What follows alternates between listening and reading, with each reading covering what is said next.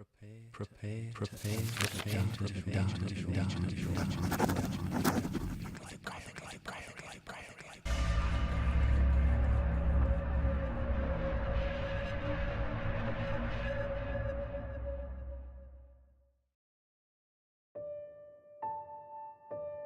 Same as always, sir?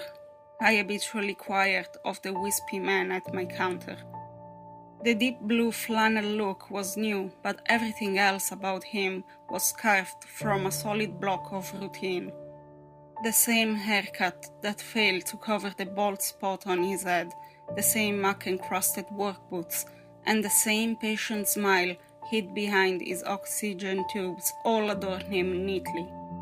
He nodded as I placed the anticipated 2 gallons of milk, 24-pack of beer, and pack of cigarillos on the counter. I didn't bother counting the money he handed me, as it was always the exact change. I don't suppose I could convince you to help me carry my items to my cab tonight, could I, Sonny? He asked, despite knowing my response. You know as well as I do, sir, that company policy prohibits the sole employee from leaving the station. It's a security risk.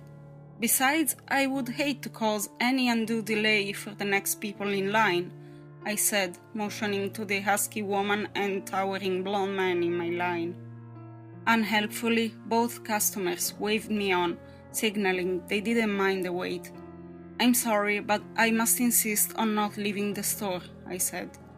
Didn't anyone raise you right? The blonde man asked, his muscled physique almost pouncing in indignation. What do you have against helping an old man?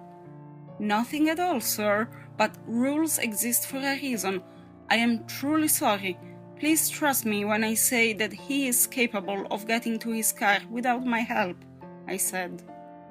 Do they train you in rudeness here? The woman at my counter asked. Sir, I'd be happy to help you once I am done checking out, she said, directed at the elderly gentleman. Mental 100s in the blue box, 2 of your $3 scratch tickets, and a pint of your cheapest vodka, she ordered curtly. May I see some identification, miss? Her glasses slid down her nose as she lowered her crow's feet and circled eyes at me. Does it look like I am underage? She countered. No, ma'am, but I must card every person who comes through here as a matter of policy, I politely defended. Not that either of us need to be carded, but you didn't card him, she said, pointing to the elderly gentleman. I am aware of that, ma'am, but please trust me that I have every intention of being as helpful as possible to the people who frequent here. Just bear with me, and I will have you on your way, purchases in tow, I pleaded. I don't have time for this, the meter is running, the elderly man complained as he shuffled out the door. Just catch up as soon as you can help me, and I'll start on my way, ma'am. Does watching an old man barely able to carry his groceries make you feel powerful? The blonde man inquisited. What type of sick and caring prick would do that? No, sir. I am trying my best to get everyone checked out in an orderly fashion. If you would please wait your turn, I will make sure that everything is running smoothly. If you think you can pull your head out of your ass long enough to cure your terminal dipshittery, put 20 on pump 5. If it is not ready when I get back, I will call whoever your supervisor is supposed to be, no matter what hour it is, and you can explain your cruel incompetence to them, the man yelled, his light blonde brow nearly invisible in the deep purple hue of his face as he tossed his payment in my direction before heading out the door to assist the old man. Sir, what grade of fuel do you want? I called after him, hoping to distract or delay. After he left, I returned my attention to the woman at my counter. I am truly extremely sorry for the delay, but if you will watch out the window, you will know as much as I know. Eyebrow raised, she humored my request as I focused on processing her transaction. I didn't need to watch or to be convinced of anything. I already knew his fate.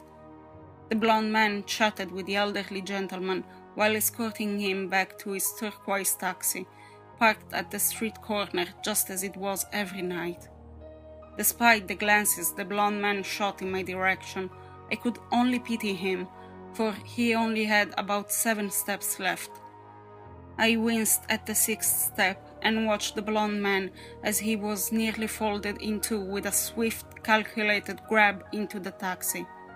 The door was closed before the blond man had even made a sound. "Turn away now, ma'am," I advised. Unresponsive, she stood blankly as the elderly man nodded at us from his seat. For the slightest of moments, his smile sharpened into a gaunt, mocking taunt. The delight in his eyes reflected in the frost of the car window. Steadying herself on the counter, the woman just stared at me as if she was asking a question. "If you want an explanation of what that old man is, I can't give you that. All I know is the last 4 attendants disappeared in the middle of the night without so much as locking up the station," I explained. "Lucky for me, I'm the one they hired to be a stickler to the rules."